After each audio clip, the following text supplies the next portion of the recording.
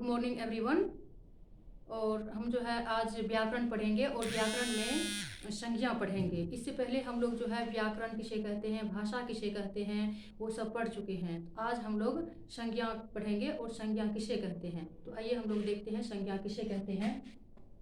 देखिए यहाँ पे लिखा हुआ है संज्ञा, किसी व्यक्ति वस्तु या स्थान के नाम को संज्ञा कहते हैं। ये कहने का हुआ कि किसी व्यक्ति का नाम होगा, किसी वस्तु का नाम होगा या किसी स्थान का नाम होगा, उसको हम लोग संज्ञा कह देंगे, है ना। यहाँ पे देखिए जैसे में भी ये लिखा हुआ है, राम हो गया है, मोहन, सीता, ये व्यक्ति का नाम है। फिर कलम देख लीजिए, किताब, ये वस्तु का नाम है। दिल्ली, मधेपुरा, ये स्थान का नाम है। तो ये कहने का हुआ कि किसी व्यक्ति का नाम, किसी स्थान का नाम और किसी वस्तु के नाम को हम संज्ञा कह देंगे। अब है कि संज्ञा का भेद कितना है, तो हम लोग देखेंगे कि संज्ञा के कितने भेद हैं। अब है कि संज्ञा के भेद, संज्ञा के 5 भेद हैं। संज्ञा के भेद, संज्ञा के 5 भेद है। और पहला है व्यक्तिवाचक संज्ञा। पहला क्या है? व्यक्तिवाचक संज्ञा।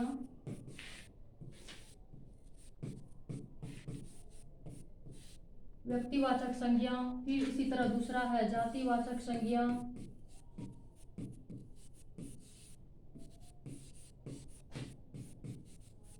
जातिवाचक संज्ञा, भाववाचक संज्ञा,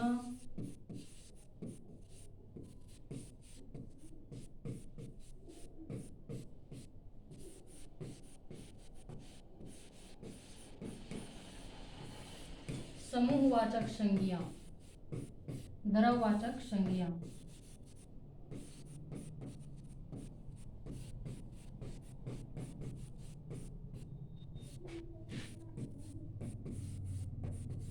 संज्ञा के कितना भेद है?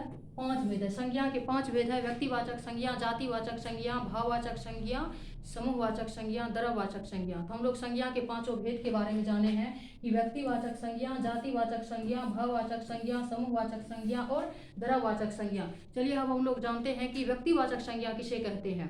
तो अब हम लोग बात करेंगे कि व्यक्तिवाचक संज्ञा किसे कहते हैं। अब है व्यक्तिवाचक संज्ञा किसे कहते हैं।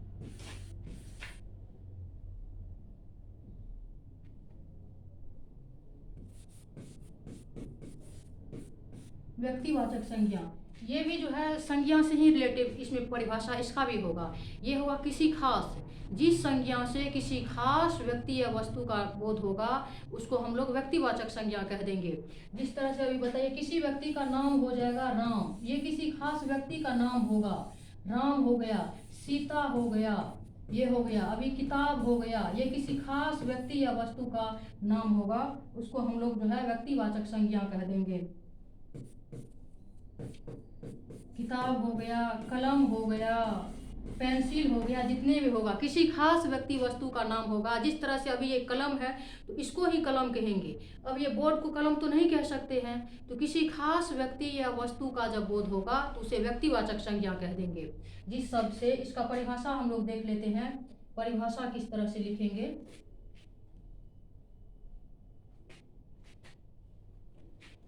इसका परिभाषा हो जाएगा, जिस शब्द से या जिस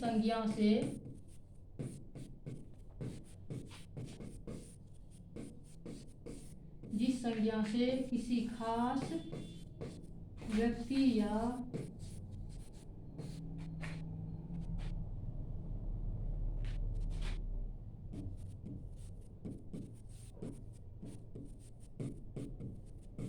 वस्तु का बोध हो, जिस संज्ञा से किसी खास व्यक्ति या वस्तु का बोध हो उसे हम लोग व्यक्तिवाचक संज्ञा कहते हैं। बोध हो उसे व्यक्तिवाचक संज्ञा कहते हैं।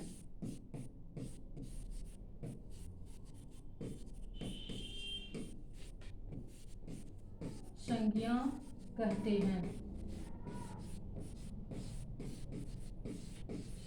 जिस संज्ञा से किसी खास व्यक्ति वस्तु का बोध होगा उसे हम लोग व्यक्तिवाचक संज्ञा कह देंगे। जिस तरह से किसी व्यक्ति का नाम हो गया, किसी वस्तु का नाम हो गया, उसको हम लोग व्यक्तिवाचक संज्ञा कहेंगे। फिर अब देखेंगे हम लोग कि जातिवाचक संज्ञा किसे कहते हैं। तो अब जो है हम लोग देखेंगे कि जातिवाचक संज्ञा किसे कहते हैं। अब देखिए ये हो गया। अब इसका जैसे भी हम लोग जो है देखेंगे कि जैसे क्या हो सकता है, जिस तरह से अभी ये कलम है तो इसको ही कलम कहेंगे। अब आप तो ब्लैक बोर्ड को कलम नहीं कर सकते हैं, घर को कलम नहीं कर सकते हैं, तो इसलिए इसमें जो है ये खास शब्द लग गया है। आप लोग ये देख रहे होंगे कि संज्ञा का भी परिभाषा यही है, लेकिन व्यक्तिवाचक संज्ञा का भी परिभाषा यही है, लेकिन ये थोड़ा सा हटके है कि इसमें जो है खास शब्द, ये खास शब्द लग गया है इसमें कि किसी खास व्यक्ति वस्तु का बोध होगा, उसे ही व्यक्तिवाचक संज्ञा कहेंगे। अब देख लीजिए, जैसे एग्जाम्पल इसका भी हो जाएगा इसी तरह से, जैसे टेबल हो गया, टेबल को ही टेबल कहेंगे, है ना। जैसे टेबल हो गया, जैसे किसी का नाम हो गया, जैसे सोहन किसी का नाम हो गया, जैसे राम हो गया, ये किसी का नाम हो गया, ये इसको कहेंगे। किसी खास जिसमें लग जाएगा, किसी खास व्यक्ति वस्तु स्थान जब भी होगा तो उसको हम लोग व्यक्तिवाचक संज्ञा कहेंगे। अब है कि अब हम लोग देखेंगे कि जातिवाचक संज्ञा किसको कहेंगे। अब है जातिवाचक संज्ञा। जातिवाचक संज्ञा, जातिवाचक संज्ञा। अब देखिए ये जो है एक व्यक्ति वस्तु का बोध नहीं कराएगा, ये संपूर्ण जाति का बोध करा देगा। अभी हम बोल दिए लड़की, लड़की कहने से किसी लड़की का बोध नहीं होगा, ये पूरे लड़कियों जाति का बोध होगा।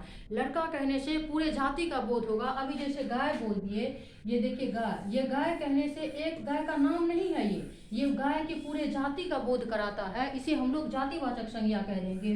जिस तरह से अभी लड़की है, लड़का है, ये जो है पूरे जाति का बोध करा देते हैं, इसको हम लोग जातिवाचक संज्ञा कह देंगे, है ना। तो चलिए अब लोग जो है इसके परिभाषा पे जाते हैं, कि परिभाषा पे बात करते हैं कि परिभाषा इसका क्या होगा। परिभाषा को देख लेते हैं। ये हो जाएगा जिस संज्ञा से या जिस शब्द से किसी खास व्यक्ति या जिस संज्ञा से किसी खास व्यक्ति या वस्तु का बोध न होकर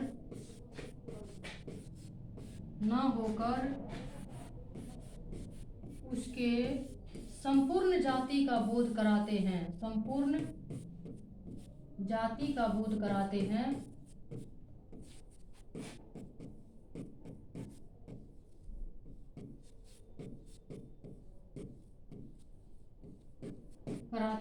उसे हम लोग जातिवाचक संज्ञा कह देंगे। किसी खास व्यक्ति वस्तु का बोध नहीं होगा, ये इसमें पूरे जाति का बोध होगा, उसे हम लोग जातिवाचक संज्ञा कहेंगे, जातिवाचक संज्ञा कहते हैं।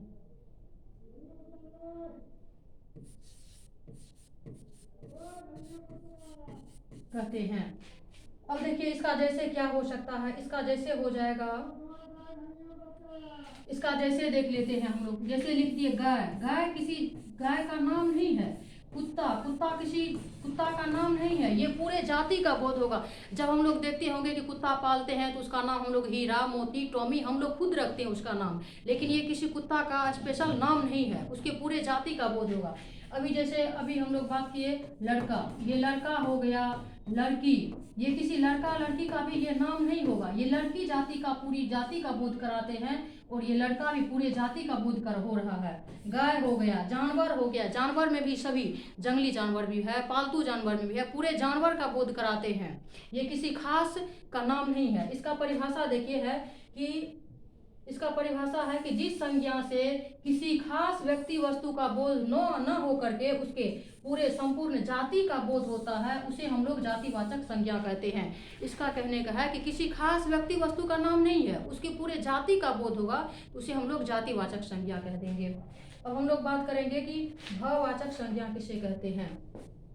ये कैसे हो गया, भाववाचक संज्ञा पे हम लोग जो है बात करेंगे कि भाववाचक संज्ञा किसे कहेंगे। हम लोग बात करेंगे भाववाचक संज्ञा।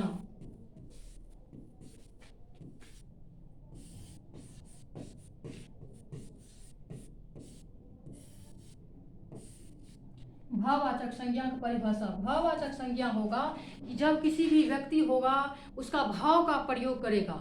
जैसे अभी मौसम है, मौसम में सर्दी मौसम आ जाती है, गर्मी मौसम, किसी को बुखार लग जाते हैं, ये सभी जो है ये भाववाचक, उसका भाव स्पष्ट करते हैं, उसको हम लोग भाववाचक संज्ञा कह देंगे। क्या कह देंगे हम लोग? भाववाचक संज्ञा कह देंगे।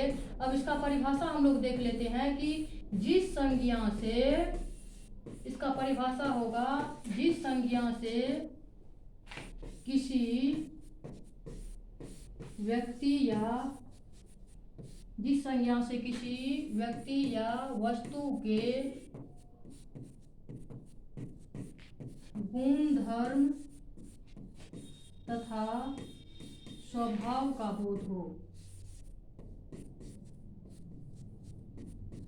स्वभाव का बोध हो, उसे हम लोग भाववाचक संज्ञा कहते हैं।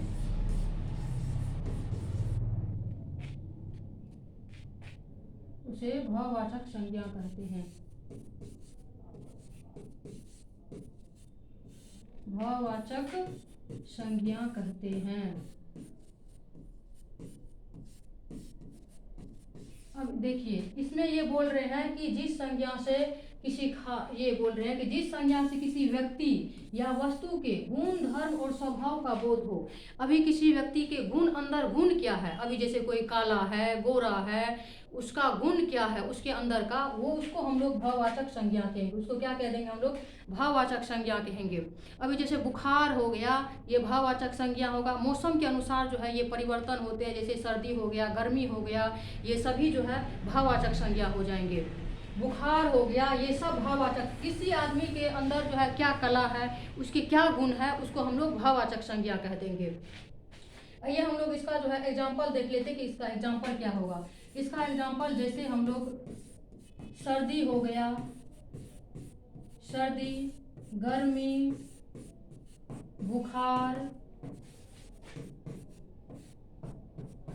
काला, गोरा आदि, ये सभी जो है इसके भाववाचक संज्ञा हो जाएंगे।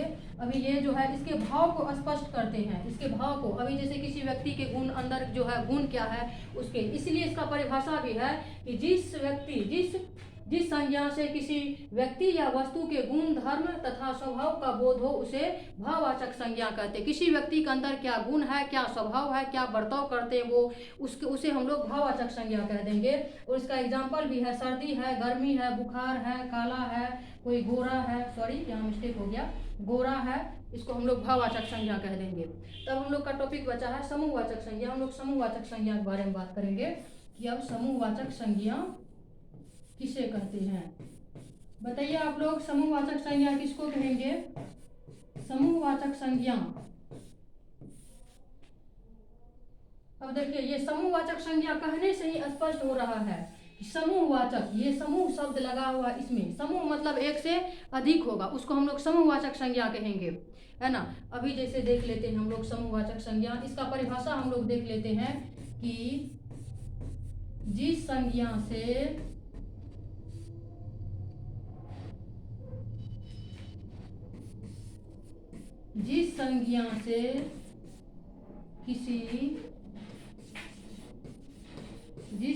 से किसी समूह या झुंड का बोध हो, समूह या झुंड का बोध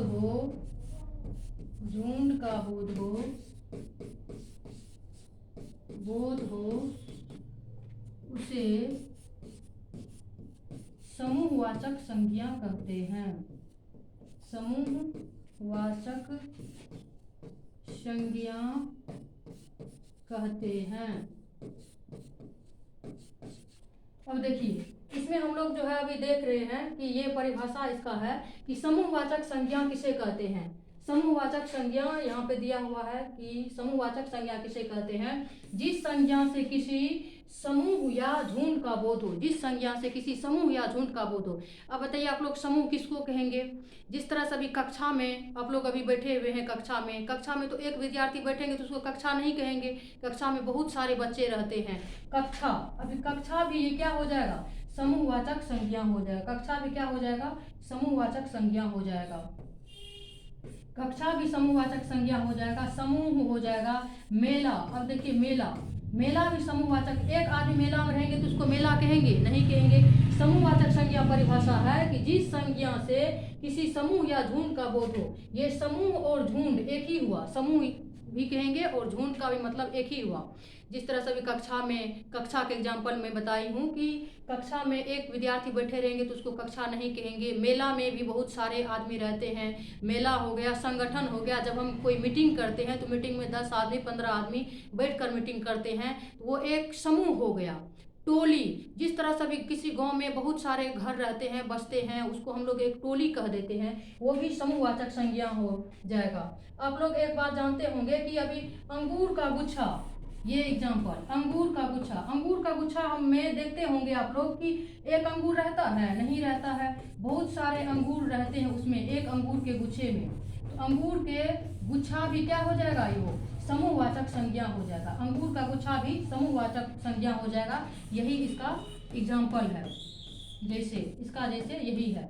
कक्षा हो गया, मेला हो गया, सभा हो गया। जिस तरह से हम लोग मिल करके कोई सभा बनाते हैं, संगठन लेते हैं। आप लोग देखते होंगे अपने गांव में भी कि जिस तरह से भी किसी आप लोग से बड़े जो भी भैया होंगे, दीदी होंगे, उसके शादी का ही बात है तो 10 आदमी बैठ करके एक जगह बात करते हैं कि कैसे क्या करना है, नहीं करना है, वो डिसीजन लेते हैं। तो चलिए अब हम लोग बात करते हैं द्रव्यवाचक संज्ञा का। समूहवाचक संज्ञा, अब है द्रव्यवाचक संज्ञा। द्रव्यवाचक संज्ञा।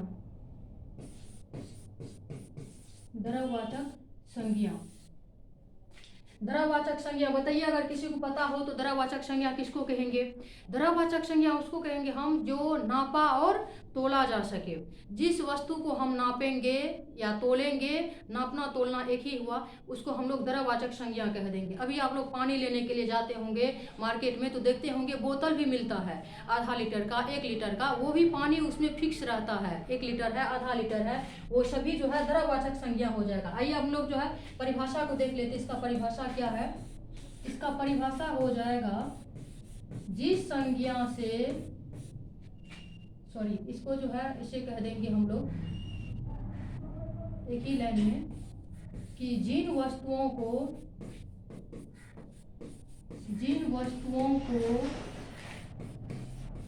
मापा और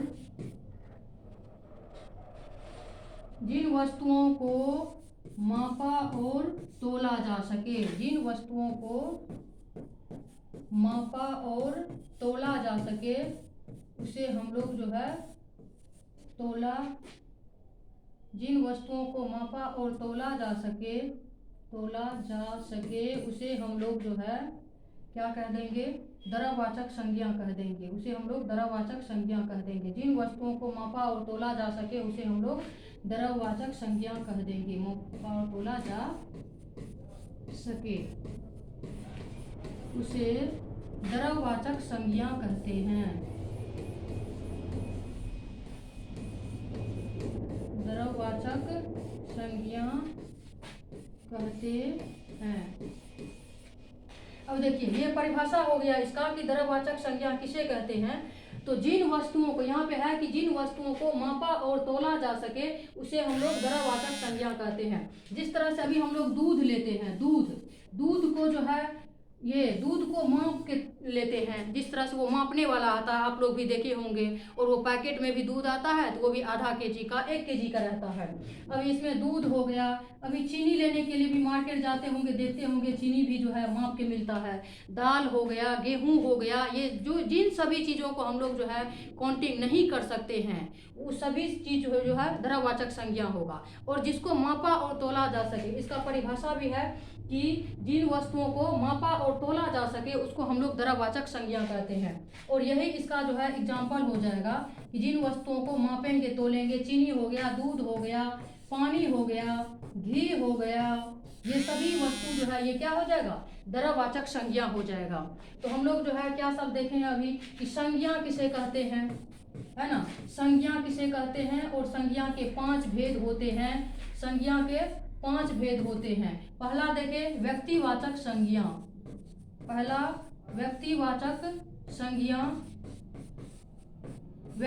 संज्ञा, दूसरा जातिवाचक संज्ञा, जातिवाचक संज्ञा, तीसरा भाववाचक संज्ञा, भाववाचक संज्ञा, अब है चौथा समूहवाचक संज्ञा, समूहवाचक संज्ञा, चौथा है ये समूहवाचक संज्ञा, चौथा समूहवाचक संज्ञा। और पांचवा देख लीजिए, ये ऊपर में मैं लिख दे रही हूँ, पांचवा है ये द्रव्यवाचक संज्ञा। पांचवा क्या है? द्रव्यवाचक संज्ञा। तो हम लोग जो अभी पढ़े हैं संज्ञा किसे कहते हैं, संज्ञा भी बात की है, संज्ञा किसे कहते हैं और संज्ञा के ये 5 भेद होते हैं। पहला भेद है व्यक्तिवाचक संज्ञा, दूसरा जातिवाचक संज्ञा, तीसरा भाववाचक संज्ञा, चौथा समूहवाचक संज्ञा और पांचवा है द्रव्यवाचक संज्ञा। व्यक्तिवाचक संज्ञा किसको कहेंगे? जिस संज्ञा से किसी खास व्यक्ति, वस्तु या स्थान का बोध होगा उसको हम लोग व्यक्तिवाचक संज्ञा कहेंगे। जातिवाचक संज्ञा, जिस संज्ञा से किसी खास व्यक्ति, वस्तु का बोध नहीं होकर के उसके संपूर्ण जाति का बोध होगा उसे हम लोग जातिवाचक संज्ञा कह देंगे। और भाववाचक संज्ञा, ये गुण प्रकट करेगा, किसी आदमी के अंदर जो है क्या गुण होगा उसको हम लोग जो है भाववाचक संज्ञा कह देंगे। समूहवाचक संज्ञा है, जिस समूहवाचक संज्ञा, ये जो है झुंड और सभा का बोध करेगा, जहाँ एक से अधिक व्यक्ति रहेंगे, वो सभा करेंगे, मीटिंग करेंगे, मेले में अभी देखते होंगे कि बहुत सारे लोग रहते हैं, वो सब समूहवाचक संज्ञा हो जाएगा। अब यहाँ पे द्रव्यवाचक संज्ञा किसको कहेंगे? जिन वस्तुओं को मापा और तोला जा सके वो द्रव्यवाचक संज्ञा हो गया। तो आई होप कि आप लोग जो है समझ गए होंगे। तो अब जो है हम लोग पढ़ेंगे संज्ञा के बाद हम लोग सर्वनाम पे और नेक्स्ट डे पढ़ते हैं। तो चलिए अब हम लोग नेक्स्ट डे बात करते हैं। Okay bye, thank you.